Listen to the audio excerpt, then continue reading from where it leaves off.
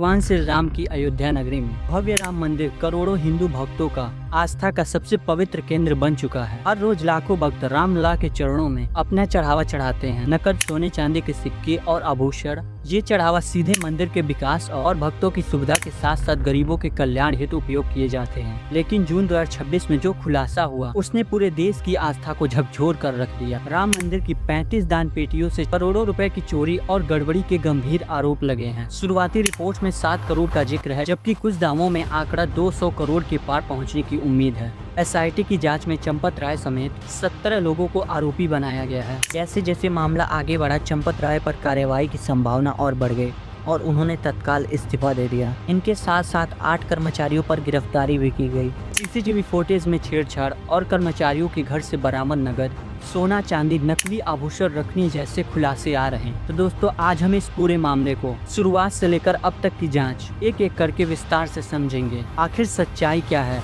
दोषी कौन है और आस्था के इस मंदिर में आखिर सिस्टम कहां फेल हो गया। तो चलिए वीडियो को शुरू से शुरू करते हैं। दोस्तों, मामला शुरू हुआ 7 जून 2026 को, जब गिनती कक्ष में एक नए कर्मचारी ने नोटों का बंडल छुपाने की कोशिश की और ये घटना सीसीटीवी फुटेज में रिकॉर्ड हो गई। जब पूछताछ शुरू हुई तो एक एक करके बड़े बड़े राज खुलने लगे। पूर्व मंत्री पवन पांडे ने सबसे पहले 5 से 7.5 करोड़ चोरी के आरोप लगाए। राम मंदिर ट्रस्ट के महासचिव चंपत राय ने इन आरोपों से इनकार कर दिया, लेकिन मामला इतना गंभीर हो गया कि प्रधानमंत्री कार्यालय तक रिपोर्ट मांगी गई। दोस्तों, 15 जून को उत्तर प्रदेश सरकार ने एसआईटी गठित की। एसआईटी टीम ने मंदिर परिसर में 6 दिनों तक 100 घंटों से ज्यादा समय बिताया और 150 लोगों से पूछताछ की। 150 पन्नों की प्रिलिमिनरी रिपोर्ट तैयार की गई, जो अब सीएम योगी आदित्यनाथ तक सौंपी जा चुकी है। दोस्तों, जांच में सामने आया कि मंदिर की 35 दान पेटियों से रोजाना औसतन 8 से 15 लाख रुपए और कभी कभी तो 50 लाख से ज्यादा चढ़ावा भी आता था। चाबियां राम शंकर यादव उर्फ टिन्नू यादव के पास बरामद हुई, जो चंपत राय के करीबी और पूर्व ऑटो ड्राइवर हैं। उनके घर से सोना और नकद भी बरामद हुआ। कई कर्मचारियों, जिनकी सैलरी महज 18 से 20 हजार रुपए थी, ने कुछ सालों में 40 लाख से 1.5 करोड़ तक की प्रॉपर्टी खरीद ली। गोबर के ढेर में नकद छुपाने, आईफोन और लग्जरी कारें बरामद होनी जैसी खुलासे हुए। सोने चांदी के आभूषणों को नकली सामानों से बदलने की कोशिश, 60 किलो चांदी के सिलाओं के रिकॉर्ड गायब होने जैसे भी गंभीर आरोप सामने आए। दोस्तों, जैसा कि एसआईटी की जांच आगे बढ़ी, सिस्टम की गहरी खामियां एक एक करके सामने आई। दान पेटियों से पैसा निकालने और उसे पिलग्रिम फैसिलिटेशन सेंटर के बेसमेंट में ले जाने और गिनने की पूरी प्रक्रिया में कोई सख्त एसओपी स्टैंडर्ड ऑपरेटिंग प्रोसीजर नहीं था। 2 शिफ्टों में 20-20 कर्मचारी काम करते थे, लेकिन निगरानी बेहद कमजोर थी।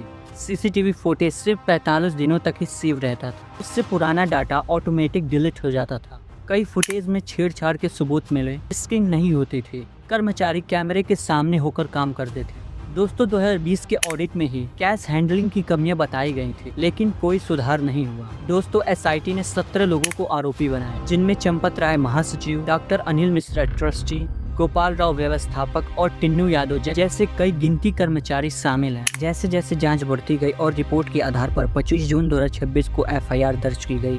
इसमें 8 नामजद आरोपियों अनिकल्प मिश्रा, लवकुश मिश्रा, टिन्नू यादव को चोरी, गबन और साजिश का आरोप लगाया गया।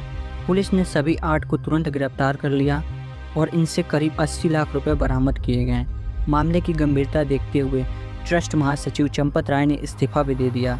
जांच जारी है और आगे बड़े नाम आ सकते हैं। दोस्तों, कुछ रिपोर्ट्स में तो 30 से 80 लोगों के नाम सामने आए। अनियमित भर्तियां और सिफारिशों पर नियुक्तियां, थर्ड पार्टी कंपनियों के जरिए नियुक्तियां, सब पर सवाल उठे। दोस्तों, ट्रस्ट का पक्ष है कि कोई बड़ी अनियमितता नहीं मिली और ऑडिट चल रहा है। टिन्नू यादव और अन्य ने आरोपों से इनकार किया है, लेकिन एसआईटी की रिपोर्ट्स में सिक्योरिटी लैब्स, रिकॉर्ड मैनेजमेंट में गड़बड़ी और फाइनेंशियल ओवरसाइट की कमी साफ तौर पर उल्लेखित है। रिपोर्ट्स में ट्रस्ट के पुनर्गठन और बेहतर निगरानी और पारदर्शी व्यवस्था की सिफारिश की गई है। दोस्तों, ये सब सुनकर भक्तों का आक्रोश स्वाभाविक है। राम के नाम पर चढ़ाया गया पैसा राम के मंदिर में ही चोरी, यह किसी भी राम भक्त को स्वीकार्य नहीं। कई भक्तों और संतों ने न्यायिक जाँच या सीबीआई जाँच की मांग की है। विपक्षी पार्टियां जैसे सपा और कांग्रेस ने भी सवाल उठाए।